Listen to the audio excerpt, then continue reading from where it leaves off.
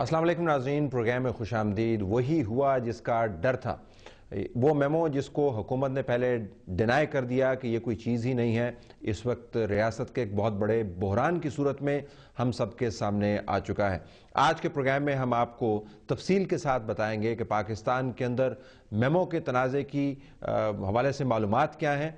हम वफाक का नुक्ता नज़र आपके सामने उर्दू तर्जमे के साथ रखेंगे ताकि आप ख़ुद फैसला कर लें कि वफाक का मौक़िफ़ क्या है, इसके नुकात क्या हैं। चीफ ऑफ आर्मी स्टाफ की तरफ से जो जवाब दायर किया गया सुप्रीम कोर्ट के अंदर, DGISI की तरफ से जो जवाब आया, हुसैन हक्कानी साहब की तरफ से जो पिटीशन दायर की गई, उसके चीदा चीदा नुकात क्या हैं। मंसूर एजाज ने 81 सफ़ों पर अपनी जो जवाब दिया है उसके अंदर क्या ख़ास मालूमात हैं, और इसके साथ हम ख़ुसूसी तज्ज़िये के आखिरी हिस्से में रखेंगे वो कंक्लूजन जो हम ड्रॉ करते हैं, और ये बता पाएंगे आपको कि आने वाले दिनों में अहम तरीन मामला जो आपने देखने हैं वो क्या हैं। ब्रेक के बाद जब हम वापस आएंगे नाज़रीन, तो मेमो के ऊपर वफाक की तरफ से दायर किए जाने वाले जवाब की तफसील उर्दू में आपके सामने बयान कर रहे होंगे।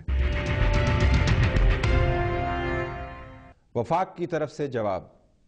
जनाब मोहतरम, ये पिटीशन उन मुख्तलिफ रिपोर्टों का हवाला देती है जो मंसूर एजाज के 10 मई 2011 को फाइनेंशियल टाइम्स में छपने वाले आर्टिकल के बाद लिखी गईं, और इसके अलावा मुख्तलिफ किस्म के बयानात जो जारी किए गए, बशमूल वो बयानात जो अमरीका के आर्मी के सरबराह की तरफ से आए। इस दरख्वास्त में ज़ाती खदशात का भी इजहार किया गया है। हमारा यानी वफाक का ख्याल यह है कि ये मामलात ज़ाहरन आर्टिकल 184 के दायरा कार में नहीं आते। हमें यहाँ पर यह भी बताना चाहिए कि मंसूर एजाज की तरफ से एक और आर्टिकल भी लिखा गया था जो 1 दिसंबर 2011 को छपा। वफाकी हुकूमत और ईवान सदर ने 10 मई के आर्टिकल की तरदीद जारी की है।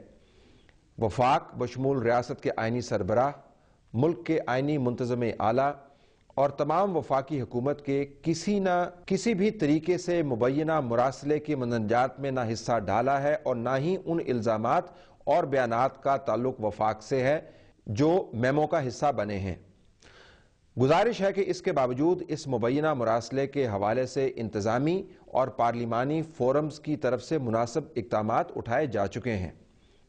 ये मामला मुसद्दका है कि पाकिस्तान के साबिक़ अमरीकी सफ़ीर ने मुंतज़म आला के कहने पर जो इस्तीफ़ा दिया है वो कबूल कर लिया गया है।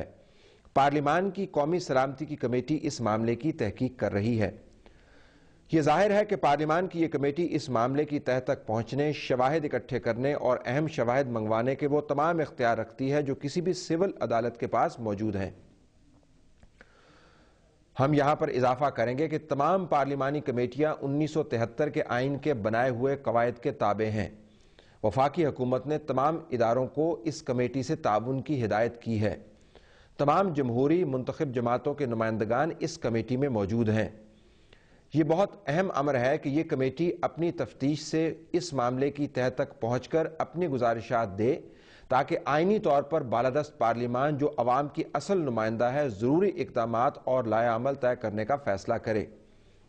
मौजूदा जमहूरी हुकूमत कौमी सलामती और ख़ुद मुख्तारी का हर तरह से दिफा करने का इरादा रखती है, और इस अज़्म का इजहार इत्तेहादी जमातों की तरफ से दी गई कुर्बानियों से होता है, बिलखुसूस वो सबसे बड़ी कुर्बानी जो मोहतरमा शहीद बेनज़ीर भुट्टो ने दी। इसी वजह से ये गुजारिश की जाती है कि ये दरख्वास्त खारिज कर दी जाए। नाज़रीन, वफाक का आपने ये मौक़िफ़ सुना। अमूमन होता यह है कि वफाक के इदारे आपस में मिल बैठ कर ये मामला तय कर लेते हैं और पब्लिकली कोई डाइवर्जेंट स्टैंड नहीं लेते, लेकिन मेमो के केस के अंदर ये नहीं हुआ। Chief of army staff general Ishfaq Pervez Kayani के नुमाइंदगी की तरफ से जो जवाब दायर किया गया वो हम आपको पढ़ के सुनाते हैं। इज़्ज़त माब 1 दिसंबर 2011 को जारी किए जाने वाले हिदायतनामे और इस पर बयान करदा मुहरकात के पेश नज़र मुंदरजा झैल बयान दिया जा रहा है। मंसूर एजाज ने 10 अक्टूबर 2011 को फाइनेंशियल टाइम्स में एक आर्टिकल लिखा जिसमें यह इल्ज़ाम लगाया गया था कि एक पाकिस्तानी नुमाइंदे की तरफ से अमरीकी हुक्काम को एक मरासला भेजा गया। ये खबर मकामी ज़राए अबलाग ने छापी और इसमें बहुत सी क्यास आराइयों पर मबनी रिपोर्टिंग भी शामिल थी। ईवान सदर और वजारत खारजा के तर्जमानों ने 28 और 29 अक्टूबर को इस खबर की बाकायदा तरदीद की। 24 अक्टूबर को DGISI ने मुझे मंसूर एजाज के साथ लंदन में होने वाली इस एक मुलाकात اور اس تمام معاملے پر بریفنگ دی۔ D G I S I کی رائے میں مراسلہ کی موجودگی کی حقیقت سے متعلق کافی مواد موجود تھا۔ مزید برآں یہ کہ یہ مراسلہ ایڈمرل مائک ملن کو بھیجا گیا تھا۔ ان کی رائے میں منصور اعجاز نے ان کو جو شواہد دکھائے وہ اس امر کی تصدیق کرتے ہیں کہ منصور اعجاز 9 مئی 2011 اور اس کے بعد حسین حقانی کے ساتھ ٹیلی فون کالز، مختلف ٹیکسٹ میسیجز کے ذریعے رابطے میں رہے۔ D G I S I کی جانچ میں ان پیغامات کا مواد، ان کی ترتیب اور فون کالز کے ریکارڈ نے ایک معقول خدشے کو جنم دیا کہ حسین حقانی کا اس مراسلے سے تعلق بنتا ہے۔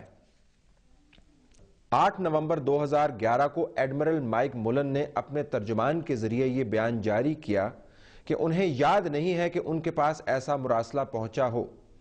بہرحال اگلے چند دن میں انہوں نے یہ مان لیا کہ ان تک یہ مراسلہ پہنچا تھا۔ 21 نومبر 2011 کو امریکہ کے سابق فوجی سلامتی کے مشیر جنرل جیمز جون نے بھی منصور اعجاز کی طرف سے موصول ہونے والے مراسلے کو ایڈمرل ملن تک پہنچانے کی تصدیق کر دی۔ مراسلے نے پاکستان میں بہت سے خدشات اور قیاس آرائیوں کو جنم دیا۔ اس وجہ سے 13 نومبر 2011 کو میں نے وزیر اعظم کو یہ مشورہ دیا کہ مراسلہ کی تفصیلات آہستہ آہستہ سامنے آ رہی ہیں اور ظاہر ہونے والے مواد کی نوعیت انتہائی حساس ہے۔ میں نے وزیر اعظم کو مشورہ دیا کہ اس معاملے کی سچائی یا بصورت دیگر حالات پر موقف واضح کرنا ہوگا۔ اسی وجہ سے یہ بہت ضروری ہے کہ مکمل تفصیلات جلد از جلد حاصل کی جائیں۔ میں نے وزیر اعظم کو واضح سفارش کی کہ امریکہ میں ہمارے سفیر جو اس معاملے کے بارے میں سب سے زیادہ معلومات رکھتا ہے بلایا جائے اور ملک کی قیادت کو اعتماد میں لیا جائے۔ میں نے وزیر اعظم کو یہ بھی سفارش کی کہ وقت بہت قیمتی ہے اور ہم جتنی جلدی سچائی تک پہنچ جائیں ملک کے لیے پیدا ہونے والے منفی نتائج سے اتنا ہی بہتر نپٹا جا سکتا ہے۔ 15 نومبر 2011 کو صدر نے مجھے ملاقات کے لیے بلایا۔ یہ ملاقات ایوان صدر میں 2 بجے ہوئی۔ وزیر اعظم نے صدر کو میری سفارشات کے بارے میں پہلے سے ہی بتایا ہوا تھا۔ صدر نے مجھے بتایا کہ حسین حقانی کو طلب کیا جا چکا ہے۔ 16 نومبر 2011 کو میری، صدر اور وزیر اعظم کی ایک اور ملاقات ہوئی جس میں یہ فیصلہ کیا گیا کہ حسین حقانی کو جلد از جلد اسلام آباد بلایا جائے۔ 22 نومبر 2011 کو 3 بجے وزیر اعظم ہاؤس میں صدر، وزیر اعظم، ڈی جی آئی ایس آئی اور میری ملاقات ہوئی۔ حسین حقانی کو بلایا گیا۔ اس کے بعد وزیر اعظم نے حسین حقانی سے استعفیٰ طلب کر کے تحقیقات کا حکم دیا۔ جیسا کہ پیراگراف 5 میں بیان کیا گیا ہے کہ یہ ناقابل تردید امر ہے کہ مراسلہ ایک حقیقت ہے اور یہ مانا جا چکا ہے کہ امریکی حکام کو بھیجا گیا اور یہ مراسلہ انہوں نے وصول بھی کیا۔ اسی وجہ سے حقائق اور ان تمام حالات کی مکمل تفتیش کی ضرورت ہے جس کے باعث یہ مراسلہ سوچا گیا اور جاری کیا گیا۔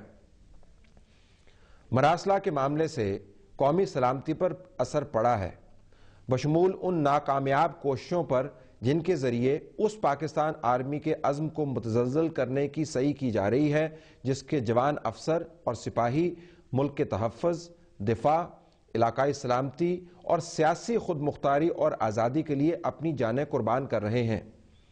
مگر پھر بھی پاکستانی فوج کا عزم بلند ہے اور وہ اپنے ملک کے خلاف تمام چیلنجز کا دفاع کرنے کے لیے مکمل طور پر آمادہ ہے۔